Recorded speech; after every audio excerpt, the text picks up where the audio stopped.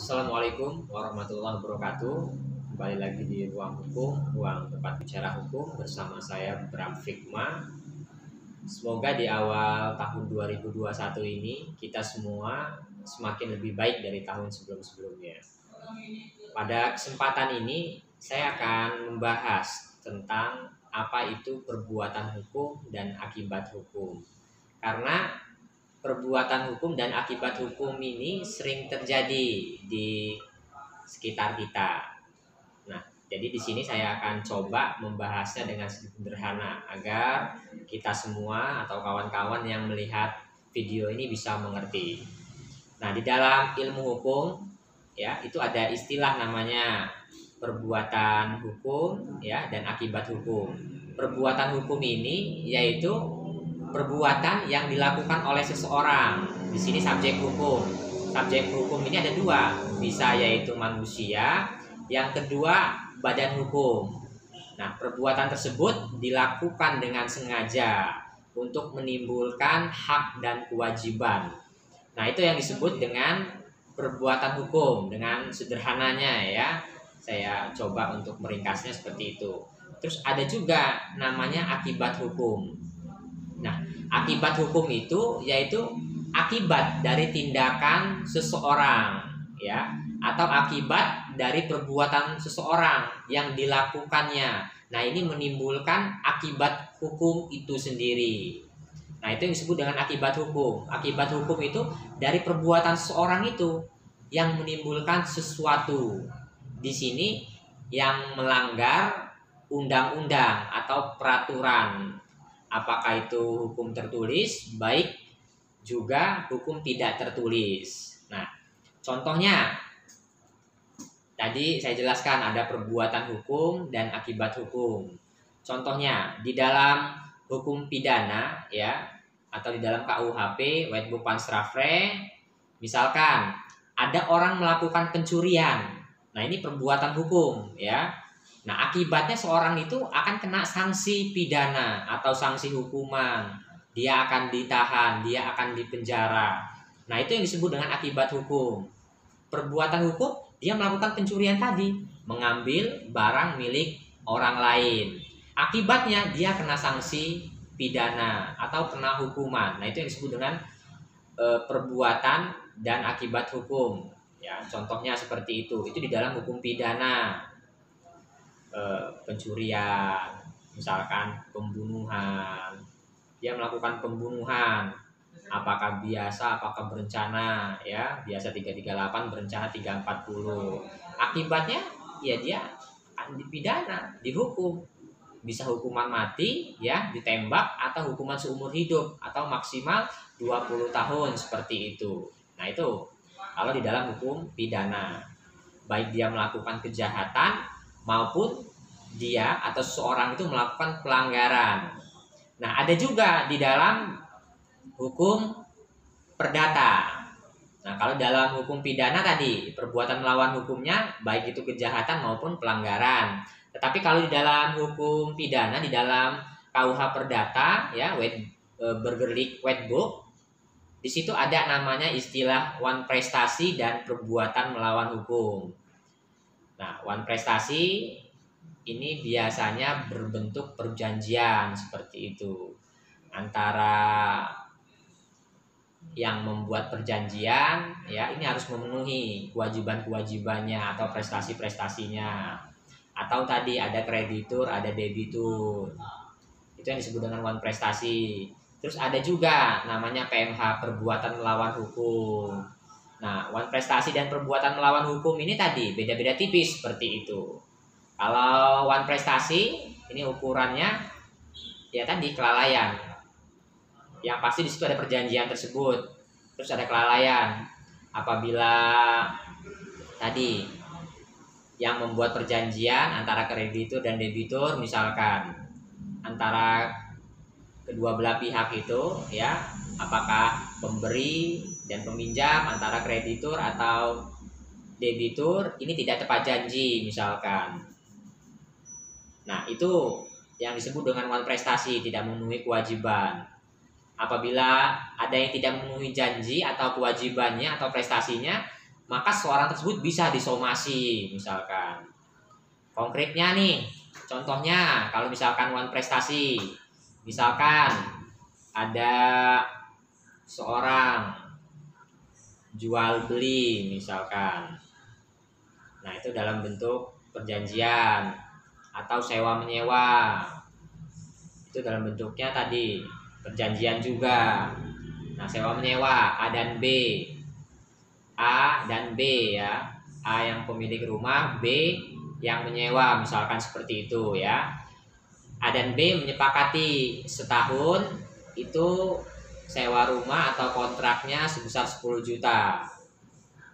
Nah, apabila si B sudah membayarkan tadi kewajibannya dengan uang tersebut, ya kan? Dan itu tidak ada masalah, diterima oleh pemberinya seperti itu, yang pemilik rumah. Nah, itu tadi yang disebut dengan prestasi-prestasi yang sudah dipenuhi. Tetapi tadi antara dan A dan B ini tadi, ketika si B sudah habis waktunya, ya sudah habis masa kontraknya, tapi dia tidak keluar misalkan. Nah, ini yang disebut dengan perbuatan melawan hukum, misalkan seperti itu. Itu contohnya ya, mungkin bisa ditangkap oleh kawan-kawan, disederhanakan oleh kawan-kawan. Terus juga bisa misalkan di dalam perdata ya, uang prestasi, ada seorang kreditur dan debitur misalkan. Kreditur dan debitur ini tadi karena suatu hal ya, debitur ini tidak bisa membayarkan iurannya, angsurannya. Nah, ketika itu si kreditur ya ini mengambil hak debitur tersebut. Misalkan di sini mengambil kendaraan roda 4 seperti itu. Debitur tidak bisa membayar angsurannya. Nah, tiba-tiba kendaraan si debitur ini diambil oleh kreditur atau leasing tersebut. Nah, ini bisa masuk perbuatan tersebut di dalam perbuatan melawan hukum, misalkan seperti itu. Tanpa adanya eksekusi ya, tanpa adanya putusan dari pengadilan atau penetapan pengadilan, leasing mengambil barang dan langsung menjual seperti itu, tidak melakukan proses-proses. Nah, itu yang bisa disebut dengan perbuatan melawan hukum, walaupun awalnya uang prestasi. Terus juga kalau dalam hukum perdata ya, ada perbuatan, ada akibat hukum. Nah, perbuatan misalkan tadi ada seorang membuat wasiat seperti itu, wakaf atau hibah.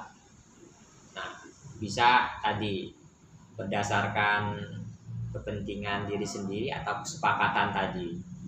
Nah, ketika itu dilakukan ya, maka tadi ada akibat hukumnya tersendiri. Banyak contoh-contohnya di dalam hukum ya, dalam ilmu hukum, baik itu pidana, baik maupun perdata seperti itu. Nah, itu tadi contoh-contohnya. Nah, kalau di dalam hukum perdata ya, hukum privat tadi ada uang prestasi, ada perbuatan melawan hukum. Ketika saudara-saudara di sini ada yang merasa dirugikan, misalkan saudara misalkan memiliki tanah seperti itu, sudah jelas sertifikat, tapi tadi diambil oleh orang lain. Nah, tanpa sepengetahuan saudara misalkan tanah tersebut digarap, digunakan atau dibangun. Nah, itu tadi saudara dirugikan seperti itu. Nah, ini masuk dalam perbuatan melawan hukum. Saudara bisa gugat orang tersebut seperti itu. Misalkan di tanah saudara, ini memang benar tanah saudara ya kan, berdasarkan legalitas pemilikan SHM. Ada di situ mungkin pohon, buah-buahan dan seterusnya. Ini dirusak oleh orang lain. Nah, itu masuk dalam PMH pidana perusakan misalkan. Nah, itu tadi contoh ya, akibat hukum dari perbuatan hukum itu sendiri.